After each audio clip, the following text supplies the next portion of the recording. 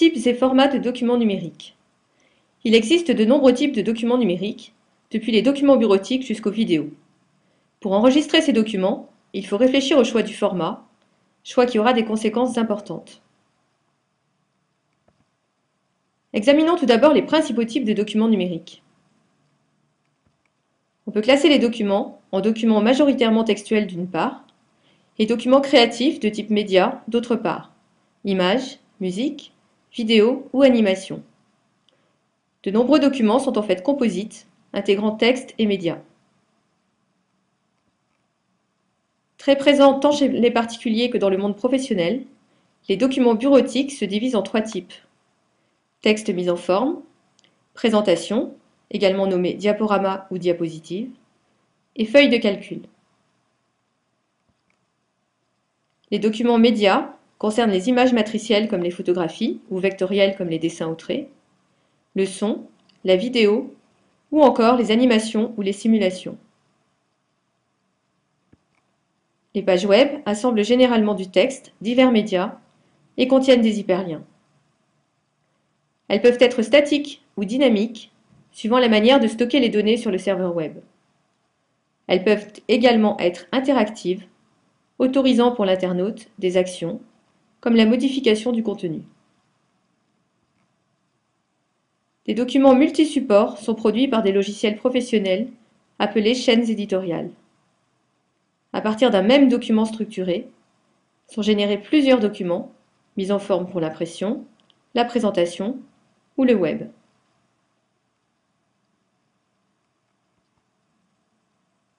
Les cartes mentales aident à organiser ses idées et concevoir des documents. Elles consistent à représenter des termes, concepts, idées, dans des bulles reliées entre elles hiérarchiquement, comme les branches d'un arbre. L'ouverture de la carte dans le logiciel d'édition permet de plier et déplier les branches. Bien entendu, il existe de nombreux autres types de documents, certains très spécialisés, issus de logiciels métiers, en particulier dans l'industrie. Quant aux bases de données, on les qualifie non pas de documents, mais plutôt de ressources, contenant des données structurées et interrogeables. Quelques exemples en sont les catalogues de bibliothèques, les bases de données scientifiques, ou encore les horaires de train.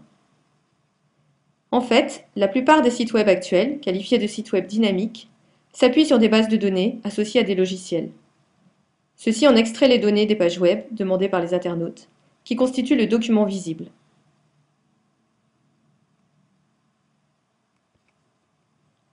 Quand on crée un document, se pose ensuite la question du choix du format d'enregistrement du fichier. Comme nous l'avons vu, un format de fichier désigne la manière d'encoder des données, comme des textes ou des médias. Cet encodage est lui-même exprimé par des 0 et des 1. Lorsqu'on crée un document à l'aide d'un logiciel, l'enregistrement des données dans le format choisi est accompli par le logiciel. Pour chaque type de document, il existe en général plusieurs formats possibles. Certains logiciels permettent de choisir entre divers formats d'enregistrement ou d'exporter le document dans un format adapté à la diffusion. Pour les fichiers contenant du texte, les caractères sont exprimés sous forme d'un code numérique, traduit en codage binaire.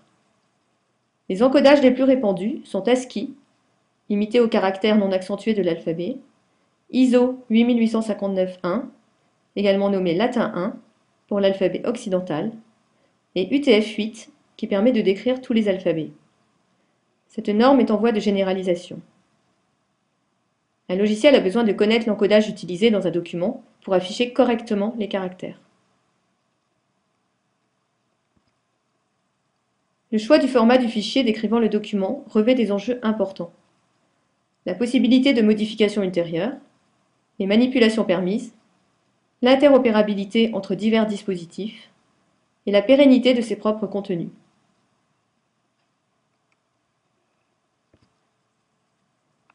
On enregistre son document dans un format éditable si l'on souhaite le modifier ultérieurement.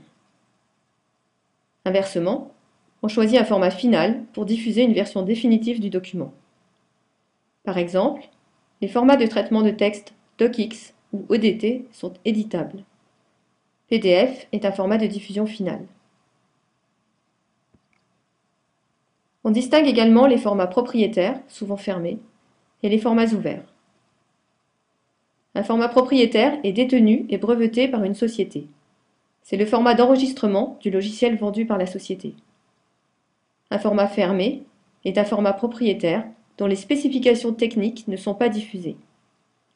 Inversement, un format ouvert peut être utilisé librement, sans coût et sans obstacle. Pour cela, les spécifications techniques du format sont publiques.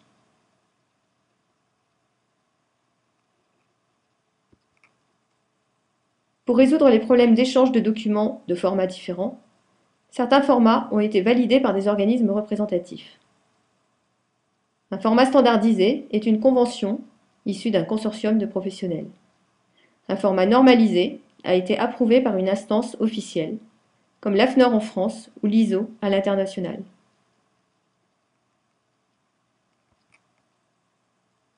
Un format de document qui est un standard ouvert est interopérable, c'est-à-dire qu'il permet l'échange de documents entre logiciels différents.